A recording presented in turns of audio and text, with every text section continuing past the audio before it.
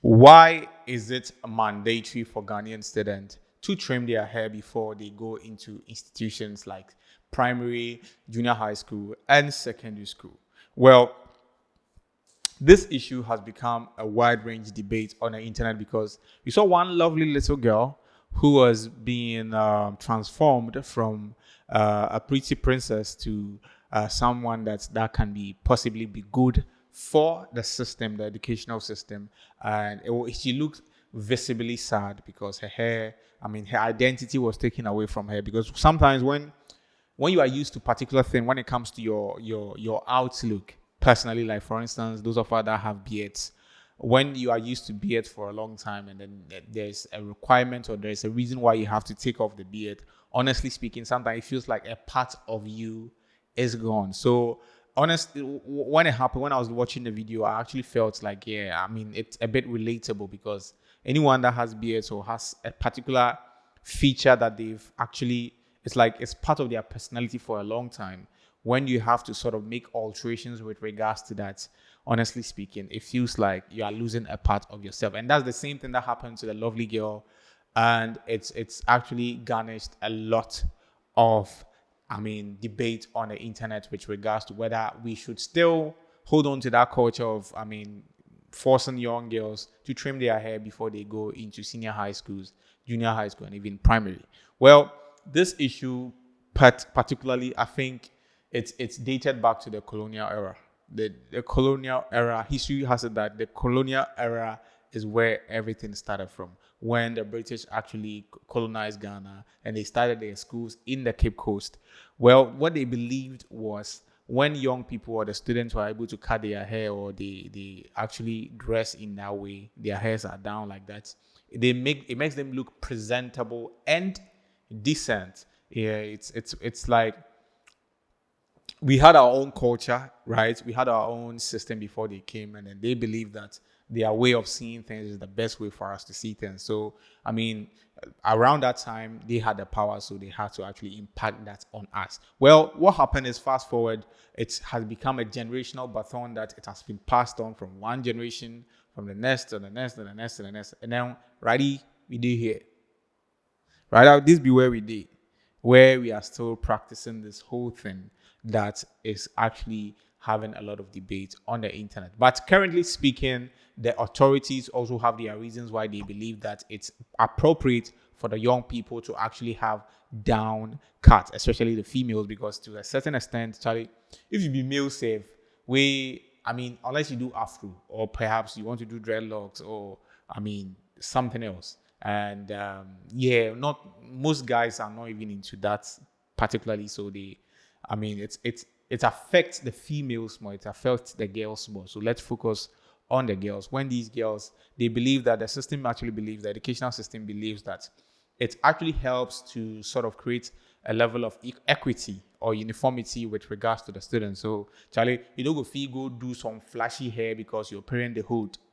But if your parent they get money, sometimes if they are, it is they believe that if they allow the student to actually grow their hair, some people will indulge in lavish life, lavish hairstyle that particularly will not be fair to other people that are not particularly from a wealthy background and might even end or lead to some sort of them not focusing on their education or concentrating on what actually they are in school to do. And I don't know what you think about this, and I don't know when you were in school or if you are still in school, what you feel like if this particular idea or this particular thought or reasoning, I mean, sort of relate to your situation or relate to your situation when you were back in school, back in junior high school or senior high school. But if you ask me to a certain extent, I think, yeah, there's a level of truth in it because when you are in high school, there's that youthful exuberance that you are curious about a lot of things, and the fashion sense is already heightened and everything. So if they are allowed to actually exercise that level of freedom of expression with regards to their hair, you will see a lot of wild hairstyles. But with regards to that, I feel like there might be certain boundaries that they should actually implement for people that decide to do their hair, if that should be the case, so that they are not able to do some overly elaborate hairstyles to actually cause a lot of drifting with regards to their studies. With me, I think maybe with regards to that, that's something that we can look at when we are, perhaps we have to think about making some changes with regards to that. Okay, so with another reason why the system actually believes that the students are not supposed to have a long hair is because they believe that it's for hygiene's sake. Okay, and it prevents a lot of leaks and all those kind of things, because some of them are in a boarding house and some of them might not be able to take proper care of their hair because you might not have hairdressers around and all those kind of things. So at least if you trim your hair, you know the here you will say you will go hairdresser or anything like that. You go buy shampoo and all these little things can distract you from what you're actually in school to do. Okay, so it's a way to actually also make sure that there's a level of hygiene and in regards to decency and principles and a whole lot of things with regards to having to sort of not. It's a form of protection. Okay, from what they are saying, it's a form of protection from their own youthful exuberance, so that they won't be able to focus on things that it's not necessary to focus on that level. Because if they allow them, their mind will drift away from what they're actually in school to do. And I think there's a level of, personally, if you ask me, yet it's reasonable to a certain extent. Yeah, it is reasonable. It is reasonable because if you are dealing with students, you know how they can be very, when they get to a certain stage, teens are very experimental with a lot of things. So when they get to that stage, it's like that. And when you come to Ghana, we are not particularly like the foreign countries where our economic situations are good like that. Some whom have it very much, some are medium, some are average homes, some are also very not doing so well in terms of finances. So when they meet in school like this, and then somebody or someone's friend is actually doing elaborate hairstyle to make them look some kind of better than them, it can cause unnecessary competition and even lead to some they might even turn the school into a fashion house. You understand? A fashion institution, or yes. So that's also one of the rationale behind why the authorities believe that young students should keep their haircut short to prevent all of these things. Okay, if you want to do your hair, just hold on, endure whatever you have to endure now, Charlie. And then Charlie, if you be safe, if you be fine girl, if you fine boy, if you fine boy, if you fine girl. If you grow or you mature or graduate out of school and you are going to the universities, you have a lot of time to actually look good. Okay, so you can reserve all the energies that you want to, all the styles that you want to use for your hair after school. Okay, after school, you take it like just a reward for you actually being obedient after school. Then you can do all the hairstyle that you want to do. Even around that time when they give you the Monday to do it, Charlie, you will see that it's even expensive to be doing this elaborate hairstyle, and you might even want to stick with a normal hairstyle. But with that one said too, I believe that it's more or less like what the authorities are saying, and specifically the Honorable Minister of Education, Mr. Honorable Haruna Idrisu, said emphatically during the 70th anniversary at Maoli School that they won't allow students to use the school as a form of a fashion house, or like a way to actually express their fashion sense. And if they allow the student to sort of use elaborate hairstyle or keep long hair, by the time they realize, it will move to other areas of their life, and then it will lead to widespread of indiscipline in the various schools. There is an ongoing debate in social media about haircuts and size and length of hair in secondary schools. We will not tolerate it today. We will not tolerate it tomorrow. And so long as we are molding character, if we give in to hair today, tomorrow it will be shoes, and the next day it will be the way they dress. Therefore, as part of our disciplinary measures, headmasters and GES, you are accordingly empowered to take full control of how students behave on your campuses. So anybody who thinks that your child will walk into any institution of learning as if that child, forgive my words, was to attend a beauty contest, the school environment is not for that purpose and not cut for that purpose, and would not tolerate that as an institution. Which that one I agree with him, because quite recently in Ghana here we've had a lot of indiscipline issues when it comes to the senior high school students, and we are even looking at ways to actually contain that.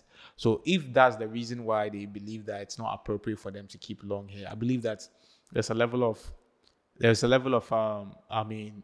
understanding with regards to that. But the problem is some students legitimately also lose their confidence with regards to when they keep their hair or they trim their hair that they've kept for so long. But it's all about weighing the options. Okay, are we going to focus more on how the students feel within themselves, or we are going to focus more on, creating a system whereby we feel like it would contain or make sure that the students are principled and well handled in a certain kind of way. It all depends on what we want our focus to be as a country. Okay, so in as much as it looks more or less like the authorities are a bit strict on the student, there's a reason for that. Initially, when I saw the story, I was like, I think we have a lot of issues in this country to focus on, and just having to focus on who is keeping their hair or not. But I thought about it and I realized that, look, these are the future leaders. Okay, so some of these issues that pop up might look like it's not so much of importance, but it goes a long way to affect their mindset with regards to certain things. Okay, and I don't know the psychological implications of having to keep their hairs down and then trimming their hair and all that, and the stress they have to go through in the sense of having to assume a different identity from what they already see in the mirror as themselves. But I think in this life, a price has to be paid for any level that you want to reach in life. And then if that's the price that these students sometimes have to pay for them to actually complete school and then go to universities, I think it's a decent and a fair price. At least it's not like they are going to be like that for the rest of their life. Right after school, some of them right after school, the same week that they complete school, they manage to do their hair, and then they even forget that there was a time that they were not allowed to actually keep their hair. So I think this is something that we can endure. Young girls, young boys, if you are watching this, you can endure. It's not. A time will come that you actually have your freedom to do a lot of things. When we're young, I'm still young though, but when I was younger, I never thought that there's a lot of freedom that comes with being an adult. Well, there's a lot of freedom, then there's a lot of responsibilities. But there were a lot of things that when I was younger, I thought I would never have my freedom. But I became an adult and realized that you even have it. The freedom that comes with it even overwhelms you, and then you ask yourself, so then why are they rush? Like you have a lot of time to actually do whatever you have to do, and then you ask yourself, then are they rush too much?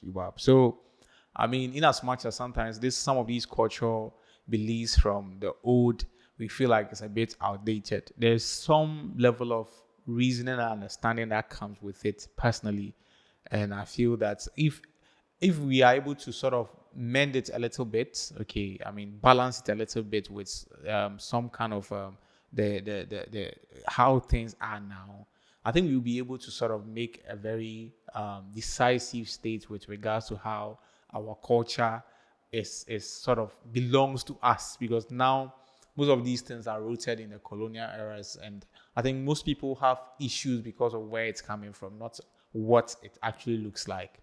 Okay, so because some people feel like it's something that was passed down by the colonial masters, and some people have beef. Most people have beef with regards to that era because of how our grand ancestors were treated and all that. Most of us are not happy with it. We didn't like it. We've read the history and it was appalling. We don't like it. So it's like that attachment is there psychologically. So anything that has to do with a history that is in relation with the fact that the same people that we feel like they didn't treat our ancestors well are passed down certain norms to us, and we are still using, I think, even if it's a good thing, even if it's something that in a certain sense helps us, we subconsciously try to sabotage it because we want to have our own identity, devoid of the history of what our colonial masters actually passed down to our ancestors or our great grandfathers or grandparents that we are still using. But with regards to that, personally, I think that we can actually mend some things and then Charlie see how it goes. So I don't know what you think about this. I don't know whether you believe that it's the right thing for them to actually trim their heads before they go to schools, or you think it's not so important. They should allow them to actually have their hair and feel free. But with regards to whatever you think about this, don't hesitate to actually leave your comments and then let's deliberate on it and then see the best way to actually handle this issue. With that one said, I'll end today's edition of Social Media Updates here. The name remains Donald, not Trump. Thank you for watching. I will see you on the other side. Peace.